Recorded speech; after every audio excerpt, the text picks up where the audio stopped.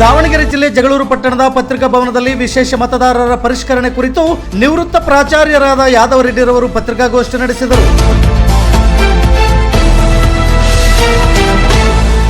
ಈ ಸಂದರ್ಭದಲ್ಲಿ ವಕೀಲರಾದ ಆರ್ ಓಬಳೇಶ್, ಸತ್ಯಮೂರ್ತಿ, ಸೂರಪ್ಪ, ಲೋಕೇಶ್, ಅನಂತರಾಜ್, ಕುಮಾರ್ ಸೇರಿದಂತೆ ಹಲವರು ಉಪಸ್ಥಿತರಿದ್ದರು. ಜಗಳೂರು ತಾಲೂಕು ವರದಿಗಾರರು ಮಂಜುನಾಥ್ ಮಾಳೆಹಳ್ಳಿ. ಇದು ಗರುಡ ನ್ಯೂಸ್ ಕರ್ನಾಟಕ. ನಾನು ಮಲ್ಲೇಶ್ ಕಮತೂರು.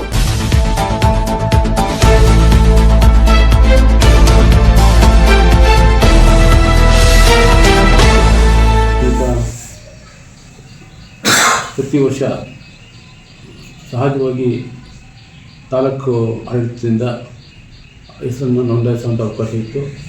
ಅದಕ್ಕೆ ಸಂಬಂಧಪಟ್ಟಂತೆ ಎಲ್ಲರಿಗೂ ಗೊತ್ತಿರುವಂಥ ವಿಚಾರ. ಈ ಸರಿ ಬಂದಿರೋಂಥ ಒಂದು ವಿಶಿಷ್ಟವಾಗಿರ್ತಕ್ಕಂಥ ಒಂದು ಪ್ರಕ್ರಿಯೆ ಏನಂದರೆ, ಎಂದೂ ಕೇಳದೇದ, ಎಂದೂ ಕಂಡಲೇದ, ಭಾರತ ದೇಶದ ಇತಿಹಾಸದಲ್ಲೇ ಇಲ್ಲದೇ ಇರುವಂತಹ, ಅತ್ಯಂತ ಕಿರುಕುಳಗಳು ಕೊಡುವಂತಹ ಮತ್ತು ಜನರಿಗೆ ಆತಂಕಕ್ಕೆ ಈಡು ಮಾಡುವಂತಹ ಒಂದು ವಿಶಿಷ್ಟವಾಗಿರ್ತಕ್ಕಂಥ ತೀವ್ರ ಪರಿಷ್ಕರಣ, ಮತದಾರ ಪರಿಷ್ಕರಣ ಪಟ್ಟಿ ತಯಾರು ಮಾಡೋದಕ್ಕೆ ಸರ್ಕಾರ ಇತ್ತೀಚೆಗೆ ಮುಂದಾಗಿದೆ. ಈಗಾಗಲೇ 13 ರಾಜ್ಯಗಳಲ್ಲಿ ಈ ಪ್ರಕ್ರಿಯೆ ನಡೀತಾ ಇದೆ. 13 ರಾಜ್ಯಗಳಲ್ಲಿ ಕರ್ನಾಟಕ ರಾಜ್ಯ ಕೂಡ ಒಂದು. ಆಗಿಂದಾಗಲೇ ಚುನಾವಣೆ ಸಂದರ್ಭದಲ್ಲಿ ಮತದಾರ ಪರಿಷ್ಕರಣೆ ಮಾಡೋಂಥದ್ದು ಸಹಜವಾದದ್ದು ಮತ್ತು ಸರಿಯಾದದ್ದು ಕೂಡ. ಅವ್ರನ್ನ ಮುಂಚೆ ಎಲ್ಲಿದ್ದಾರೆ ಅಂತ ಪತ್ತೆ ಹಚ್ಚಿ ಅಲ್ಲಿಗೆ ಅವ್ರಿಗೆ ಹೆಲ್ಪ್ ಮಾಡೋಂಥ ವಿಚಾರ ಇತ್ತು, ಈಗಲೂ ಕೂಡ ಇದೆ, ಮುಂದೆನೂ ಇರುತ್ತದೆ. ಈಗ ಈ ಇಂಡಿಯಾ ದೇಶದ ಚರಿತ್ರೆಯಲ್ಲೇ ಕಾರಣಕ್ಕೆ ಸಾಧ್ಯ ಆಗಿರ್ತಕ್ಕಂಥ ಅತ್ಯಂತ ಸಂಕೀರ್ಣವಾಗಿರ್ತಕ್ಕಂಥ ಒಂದು ವಿಚಿತ್ರವಾಗಿರ್ತಕ್ಕಂಥ ಪ್ರಕ್ರಿಯೆ ನಡೀತಾ ಇದೆ. ಏನಂದರೆ ವಿಶೇಷ ಅನ್ನೋ ಶಬ್ದ ಇಲ್ಲಿ ಬಳಸಿದ್ದಾರೆ. ಈಗಾಗಲೇ ಹಿಂದೆ ಇತ್ತು ಅಂತ ಹೇಳ್ತಾರೆ. ಎಷ್ಟು ಅತಿ ಸುಳ್ಳು ಅಂದರೆ, ಭಾರತ ದೇಶದ ಸ್ವತಂತ್ರ ಬಂದು ಈಗಾಗಲೇ 78 ವರ್ಷ ಆಗಿ 80-79 ವರ್ಷ ಆಗೋ ಸಂದರ್ಭದಲ್ಲಿ ಇಲ್ಲಿ ಕೂಡ ಎಲ್ಲ ಜನರಿಗೆ ತಗ್ಗಿಬೋಡಿಸೋ ರೀತಿಯಲ್ಲಿ ಅತಿ ಸುಳ್ಳು ಹೇಳ್ತಾ ಇದ್ದಾರೆ. ವಿಶೇಷ ಮತದಾನ, ವಿಶೇಷ ಅಂತ ಶಬ್ದ ಎಲ್ಲರೂ ಬಳಸಿರಲಿಲ್ಲ ಇದುವರೆಗೂ. ತೀವ್ರ ಮತದಾರ ಪರಿಷ್ಕರಣೆ ಅಂತ ಇತ್ತು ಕೂಡ. ಅದು ಮನೆಗೆ ಬಂದು ಎಲ್ಲರನ್ನೂ ಭೇಟಿ ಮಾಡಿ ಎಲ್ಲಿ ತಪ್ಪಾಗದಂಗೆ ನಿಖರವಾಗಿರ್ತಕ್ಕಂಥ ಒಂದು ಓಟುಗಳನ್ನು ಕ್ರೋಢೀಕರಿಸುವಂಥದ್ದು ಮೊದಲಿಂದ ಬಂದಿರೋಂಥ ಪದ್ಧತಿ. ಅದು ಎಲ್ಲರೂ ವೆಲ್ಕಮ್ ಮಾಡೋವಂಥದ್ದು, ಸ್ವಾಗತ ಆಗೋದು. ಅದು ಈಗೇನಾಗಿದೆ ಅಂದರೆ, ವಿಶೇಷ ಅನ್ನೋ ಹೆಸರಿನಲ್ಲಿ ಇಂಡಿಯಾ ದೇಶದಲ್ಲಿ 2 ವಿಚಿತ್ರವಾಗಿರ್ತಕ್ಕಂಥ ಒಂದು ಪ್ರಕ್ರಿಯೆ ನಡೀತಾ ಇದ್ದಾವೆ. ಅದೇನಂತ ಹೇಳಿದರೆ, ಇಷ್ಟು ಸಂಕೀರ್ಣ ಸರಳವಾಗಿರ್ತಕ್ಕಂಥ ಪ್ರಕ್ರಿಯೆಯನ್ನು ತಗೊಂಡೋಗಿ ಈಗ ಜನಸಾಮಾನ್ಯರನ್ನ ಆತಂಕಕ್ಕೆ ದೊಡ್ಡುವಂಥ ದಿನಗಳು ಇವತ್ತು ಬಂದುಬಿಟ್ಟಿದ್ದಾವೆ. ಏನಂತಾರೆ ಅಂದರೆ, ವಿಶೇಷ ಅಂದರೆ ಅವರು ಒಂದು ಇದು ಕೊಟ್ಟಿದ್ದಾರೆ. 2 ಭಾಳ ಮುಖ್ಯವಾಗಿರ್ತಕ್ಕಂಥ ತೊಂದರೆ ಕೊಡುವಂಥ ವಿಚಾರಗಳು. ಒಂದು, ಮ್ಯಾಪಿಂಗ್ ಆಗಬೇಕು ಅಂತ. 2002ರಿಂದ 2003 ಏನಿದೆ ಆವಾಗ ಇರ್ತಕ್ಕಂಥ ಪಟ್ಟಿಯಲ್ಲಿ ನಮಗೆ ಸಂಬಂಧಪಟ್ಟಿರ್ತಕ್ಕಂಥ ಹೆಸರು ಇರಬೇಕು, ಅವ್ರ ತಂದೆ ಹೆಸರು ಇರಬೇಕು, ಅವ್ರ ತಾಯಿ ಹೆಸರು ಇರಬೇಕು. ಆ ಹೆಸರುಗಳು ನಿಮ್ಗೆ ಮ್ಯಾಪಿಂಗ್ ಆದರೆ ಮಾತ್ರ ನಿಮ್ಮನ್ನು ಎನ್ಯುಮರೇಷನ್ ಫಾರ್ಮ್ ಕೊಡ್ತೀವಿ, ನೀವು ತುಂಬಿಕೊಡ್ಬೇಕು ಅನ್ನೋಂಥ ಒಂದು ಈಗ ಇರೋಂಥ ಒಂದು ಕಂಡೀಷನ್. ಅದು ಸ್ವಲ್ಪ ಮಟ್ಟಿಗೆ ಅದನ್ನು ಒಪ್ಪಬಹುದಾದರೂ ಕೂಡ ಅದಕ್ಕಿಂತ ಘನಗೌರವಾಗಿರ್ತಕ್ಕಂಥ ಮತ್ತೊಂದು ಅಂದರೆ, ಇಡೀ ಯಾವ ದೇಶದಲ್ಲಿ ಇರತಕ್ಕಂಥ ಒಂದು ಕರಾಳವಾಗಿರ್ತಕ್ಕಂಥ ಒಂದು ಚುನಾವಣೆ ನಿಯಮ ತಂದರೆ ಎಲೆಕ್ಷನ್ ಮ್ಯಾನ್ಯಲ್ಲೇ ಇರಲಿಲ್ಲ. ಅದೇನೆಂದರೆ ಲಾಜಿಕಲ್ ಡಿಸ್ಕ್ರಿಪ್ಷನ್ಸಿ ಅಂತ. ಅದು ಲಾಜಿಕಲ್ ಕನ್ನಡದಲ್ಲಿ ತಾರ್ಕಿಕವಾದ ನ್ಯೂನತೆಗಳು ಅಂತ, ಅಲ್ಲಿ ತಾರ್ಕಿಕವಾದ ನ್ಯೂನತೆಗಳು ಅಂತ ಕರೀತಾರೆ. ಅದರ ಹೆಸರಿನಲ್ಲಿ ಸುಮಾರು 10-12 ಕಂಡೀಷನ್ನು ಅವರು ಹೇಳಿದ್ದಾರೆ. ಅದನ್ನು ಯಾರಾದರೂ ಕೇಳಿಬಿಟ್ರೆ ಅದಕ್ಕೆ ಯಾವ ಸಂದರ್ಭದಲ್ಲೂ ಕೂಡ ಸಾಮಾನ್ಯ ಮತದಾರ ಉಳ್ಕೊಳ್ಳೋಕೆ ಸಾಧ್ಯನೇ ಇಲ್ಲ. ಇಂಡಿಯಾ ದೇಶದ ಸಾಮಾನ್ಯತೆಗೆ ಎಂದೂ ಕೂಡ ಇಷ್ಟೊಂದು ಪೂರಕ ದಾಖಲೆಯನ್ನು ಕೊಟ್ಟು ಮತದಾರ ಆಗಬೇಕು ಅನ್ನೋಂಥ ಒಂದು ಏನು ಇವತ್ತು ಸರ್ಕಾರ ಮುಂದಿಟ್ಟಿದೆ.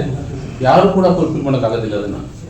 ಅದು ವಿಶೇಷವಾಗಿ ವಲಸೆ ಕಾರ್ಮಿಕರು, ಅತ್ಯಂತ ಕಡುಬಡವರು, ಮತ್ತು ದಾಖಲೆ ಇಲ್ಲಿರ್ತಕ್ಕಂಥವ್ರು, ಅಲ್ಪಸಂಖ್ಯಾತರು, ಮಹಿಳೆಯರು, ವಿಶೇಷವಾಗಿ ದಲಿತರು, ಆಮೇಲೆ ಅಲೆಮಾರಿಗಳು, ಅರೆಅಲೆಮಾರಿಗಳು, ಇವರೆಲ್ಲರೂ ಓಟನ್ನು ಯಾವ ಕಾರಣ ತೆಗೆದಾಕಿರೋದ್ರ ಬಗ್ಗೆ ಸ್ಪಷ್ಟವಾಗಿರ್ತಕ್ಕಂಥ ಒಂದು ಮಾಹಿತಿಯನ್ನು ಸರ್ಕಾರ ಕೊಡ್ತಾ ಇಲ್ಲ. ಈಗಾಗಲೇ ವೆಸ್ಟ್ ಬೆಂಗಾಲ್ನಲ್ಲಿ ಈಗ ಇದನ್ನು ಎಲೆಕ್ಷನ್ ಆಗಿದೆ, ತಮಿಳುನಾಡಲ್ಲಿ ಎಲೆಕ್ಷನ್ ಆಗಿದೆ, ಕೇರಳದಲ್ಲಿ ಎಲೆಕ್ಷನ್ ಆಗಿದೆ, ಇಲ್ಲಿ ಬಿಹಾರಲ್ಲಿ ಎಲೆಕ್ಷನ್ ಆಗಿದೆ. ಸುಮಾರು 6 ಸ್ಟೇಟಲ್ಲಿ ಎಲೆಕ್ಷನ್ ಆದಮೇಲೆ 6,20,00,000 ಜನರನ್ನ ಮತದಾನದಿಂದ ಹೊರತಪ್ಪಿದ್ದಾರೆ. ಜೊತೆಗೆ ಇನ್ನೊಂದು ಆಧಾರ್ ಕಾರ್ಡನ್ನು ನಾವು ಕನ್ಸಲ್ಟ್ ಮಾಡಲ್ಲ ಅಂತ ಹೇಳಿದರು.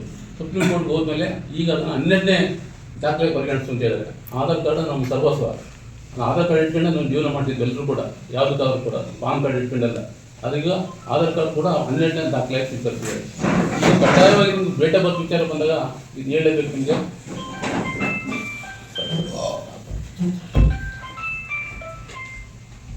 ಡೇಟ್ ಆಫ್ ಬರ್ತು ಈಗ ದೇವನೂರು ಮಾದೇವರು ತಾಯಿ ವಯಸ್ಸು 50 ಅಂತೆ, ದೇವನೂರು ಮಾದೇವರ ವಯಸ್ಸು 52 ಅಂತೆ. ಇದು ಅವ್ರ ಪುಸ್ತಕದಲ್ಲಿ ಬರ್ಕೊಂಡಿದ್ದಾರೆ, ಈಗ ನಮಗೆ ಬಂದಿದೆ ಅದು. ಅದನ್ನು ಈಗ ಅದನ್ನು ಸ್ವಲ್ಪ ಯಾರಂದರೆ ಪುಣ್ಯಾತ್ಮರು ಜಿ ಎಲ್ ಅವರು ಅದನ್ನು ಮೊದಲಾಗಿ ನೋಟಿಸ್ ಬೋರ್ಡ್ ಆಗ್ತದೆ ಗೊತ್ತಾಗ್ತಿತ್ತು ಅಂತ ಅನ್ನೋಂಗಿಲ್ಲ, ಇದು ಕೊಡ್ತಿದ್ರು. ಏನು ಪಟ್ಟಿ ತಯಾರಾದ್ಮೇಲೆ ನೋಡೋಕೆ ಹೋಗ್ತಾರೆ. ಈಗೇನು ಮಾಡಿದ್ರೆ ಯಾವ ಕಾರಣಕ್ಕೆ ನಾವು ನಿಮ್ಮ ರಿಜೆಕ್ಟ್ ಮಾಡಿರುವಂಥ ನಾವು ನೋಟಿಸ್ ಬೋರ್ಡ್ ಹಾಕ್ತೀವಿ ಹೊರತು ಹೆಸರನ್ನು ಪರಿಶೀಲನೆ ಮಾಡೋಕ್ಕಾಗಲ್ಲ ಅಂತ ಹೇಳಿದ್ದಾರೆ ಇವತ್ತಿನ ಪೇಪರ್ನಲ್ಲಿ. ಯಾವ ಕಾರಣಕ್ಕೂ ಕೂಡ ಗ್ರಾಮ ಸಭೆಯಲ್ಲೇ ಮಾಡಬೇಕು. ಅಂತಿಮ ಪಟ್ಟಿ ಪರಿಷ್ಕರಣಾ ಇದೇನು ಪಟ್ಟಿ ಏನಿದೆ ಅಂತಿಮ ಗ್ರಾಮ ಸಭೆಯಲ್ಲಿ ಕರೆದು ಎಲ್ಲರ ಎದುರುಗಡೆ ನಿಮ್ಮನ್ನು ಯಾವ ಕಾರಣಕ್ಕೆ ತೆಗೆದುಹಾಕಿದ್ದೀವಿ ಅಂತ ಕೇಳಬೇಕು. ಮತ್ತು ಏನಾದರೂ ಕೊರತೆ ಇದ್ದರೆ ಅಲ್ಲೇ ಸ್ಪಾಟ್ನಲ್ಲಿ ತಹಸೀಲ್ದಾರ್ ಹೋಗಿ ದಾಖಲೆ ಕೊಡಬೇಕು ಅಂತ ಇದ್ದಿದ್ದು. ELC ಮ್ಯಾನ್ಯಲ್ಲಿ ಇದೆ ಅದು ಈಗಾಗಲೇ. ಈಗ ಅದನ್ನೆಲ್ಲ ತೆಗೆದುಹಾಕಿ ಇವತ್ತಿನ ಸ್ಟೇಟ್ಮೆಂಟ್ ಕೊಟ್ಟಿದ್ದಾರೆ. ಏನು ಅಂದರೆ ನಾವು ನೋಟಿಸ್ಗಳಿಗೆ ಹಾಕ್ತೀವಿ ಅಷ್ಟೇ, ನಿಮ್ಮ ಗಮನಕ್ಕೆ ನಾವು ಏನು ಪರಿಶೀಲನೆ ಮಾಡಲ್ಲ, ಹೊಸದಾಗೇನು ಸೇರ್ಸಲ್ಲ ಅಂತ ಹೇಳ್ತಾರೆ. ಇದು ಕೂಡ ಅತ್ಯಂತ ಅಘಾತಕಾರಿಯಾಗಿರ್ತಕ್ಕಂಥ ಅಂಶ. ಹಾಗಾಗಿ ಎಲೆಕ್ಷನ್ ಕಮಿಷನ್ ಅಂತಕ್ಕಂಥದ್ದು ಇವತ್ತು ಯಾವುದೋ ಒಂದು ಪಾರ್ಟಿಗೆ ಭೀತಿ ಅಥವಾ ಯಾವುದೋ ಒಂದು ಪಾರ್ಟಿಯ ಕೈಗೊಂಬೆ ಕೆಲಸ ಮಾಡ್ತಾ ಇದೆ ಮತ್ತು ಅದು ಸ್ವಾಯತ್ತತೆ ಕಳ್ಕೊಂಡಿದೆ.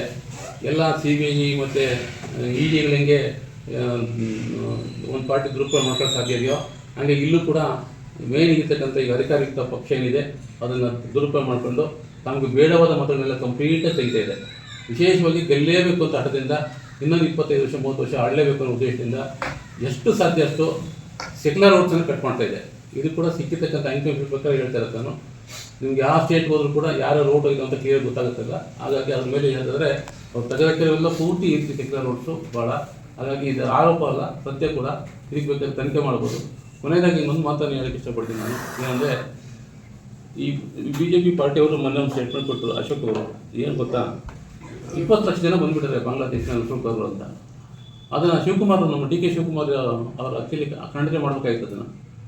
ಅವರು ಬಂದುಬಿಟ್ಟಿರುತ್ತೆ, ಅದನ್ನು ನಾವು ಪತ್ತೆ ಹಚ್ತೀವಿ ಅಂತ ಇವರು ಹೇಳಿದರು. ನೀವು ಯೋಚನೆ ಮಾಡಿ, ಒಂದು ಸ್ಟೇಟ್ನಲ್ಲಿ ಇಷ್ಟೆಲ್ಲ ಗೂಢಾಚಾರ ಇಟ್ಕೊಂಡು ಇಷ್ಟೆಲ್ಲ ಇಂಟೆಲಿಜೆನ್ಸಿ ಇಟ್ಕೊಂಡು ಒಂದು ನೊಣ ಕೂಡ ತೋರೋಕ್ಕಾಗಲ್ಲ ದೇಶದಿಂದ ದೇಶಕ್ಕೆ. ಹಂಗೆ ಅಕ್ರಮ ನುಸುಕೊಳ್ಳೋ ಹೆಸರಿನಲ್ಲಿ 20 ಲಕ್ಷ ಜನ ಬರೋಕ್ಕೆ ಸಾಧ್ಯನಾ? ಇದು ಎಂಥ ಅಪಾಸ್ಯ ಮತ್ತು ಎಂಥ ತಮಾಷೆ ಇದು. ಆ 20 ಲಕ್ಷ ಜನ ಕಳಿಸೋದಕ್ಕೆ ಒಂದು ಶ್ವೇತಪತ್ರ ಹೊಡಿಸ್ಬಿಡ್ಲಿ. 6,20,20 ಲಕ್ಷ ಜನ ಇವತ್ತೇನು ಹೊರಗಡೆ ಕಳಿಸಿದ್ದಾರೆ, ಓಟ್ ಹಾಕಲ್ಲ, ಓಟ್ ಹಾಕಕ್ಕೆ ಅವಕಾಶ ಇಲ್ಲ ಅಂತ. ಒಬ್ಬನ್ನ ವಿದೇಶಿಯರನ್ನ ತೋರಿಸ್ಬಿಟ್ರೆ ನಾವು ಅವ್ರಿಗೆ ಶರಣಾಗತಿ ಆಗ್ಬೋದು. ಅಂದರೆ ಸರ್ಕಾರ ಸತ್ಯ ಇದೆ ಅಂತ. ಯಾರು ವಿದೇಶ ಸಿಕ್ಕಿಲ್ಲ. ಯಾಕಂತ ಬಂದರೆ ಅದನ್ನು ಗೃಹ ಇಲಾಖೆ ಕಳಿಸೋಕ್ಕೆ ಅವಕಾಶ ಇದೆ. ಸಕ್ಷಮ ಪ್ರಾಧಿಕಾರದವರು ಚೆಕ್ ಮಾಡ್ತಾರೆ. ಅವ್ರು ನಿಜವಾದ ಬಂದಿದ್ದಾನ ನುಸುಳುಕೋರು ಅಂತ ಗೊತ್ತಾಗುತ್ತೆ. ಅದು ಶಿಕ್ಷೆ ಬೇಕಾದ್ರೆ ಸಿಗುತ್ತೆ, ವಾಪಸ್ ಕಳಿಸ್ತಾರೆ. ಇಂಡಿಯಾ ದೇಶದಲ್ಲಿ ಇದುವರೆಗೂ ಕೂಡ ಒಬ್ಬರೇ ನುಸುಳುಕೋರು ಸಿಕ್ಕಿಲ್ಲ. ಆದರೆ BJP ಇದುವರೆಗೂ ಏನು ಹೇಳ್ತಿದ್ದಾರೆ ಅಂದರೆ ಇಂಡಿಯಾ ದೇಶಕ್ಕೆ ಸಿಕ್ಕಾಪಟ್ಟೆ ನುಸುಳುಕೋರು ಬಂದುಬಿಟ್ಟಾರೆ, ಅಕ್ರಮವಾಗಿ ಬಂದುಬಿಟ್ಟಾರೆ. ಅದು ರೋಹಿಂಗ್ಯಾ ಮುಸ್ಲಿಮಾನ್ಸ್ ಭಾಳ ಜನ ಬಂದಿದ್ದಾರೆ. ಅವ್ರನ್ನ ಪತ್ತೆ ಹಚ್ಚಲೇಬೇಕು, ತಲೆ ಬಡಿಯಲೇಬೇಕು, ಅವ್ರನ್ನ ಹೊರ ಕಳಿಸಲೇಬೇಕು ಅಂತ ಆಟ ಇಟ್ಟು ಕೂತ್ಕೊಂಡಿದ್ದಾರೆ. ಎಲ್ಲ ನೀವು ಇಡೀ ಇಂಡಿಯಾ ದೇಶದಲ್ಲಿ ಯಾವುದೇ ಮುಸ್ಲಿಮ್ ಆಗಿರ್ಬೋದು, ಹಿಂದುಳಿದು ಬರ್ತಾಯಿರ್ಬೋದು, ಮುಸ್ಲಿಂ ಮಹಿಳೆಯರಾಗಿರ್ಬೋದು, ಯಾರು ಕೂಡ ಕೋಟಿಗಟ್ಟಲೆ ಅಕ್ರಮವಾಗಿ ಬರೋಕ್ಕೆ ಸಾಧ್ಯನೇ ಇಲ್ಲ. ಇದು ಅಪಾಸ್ಯ.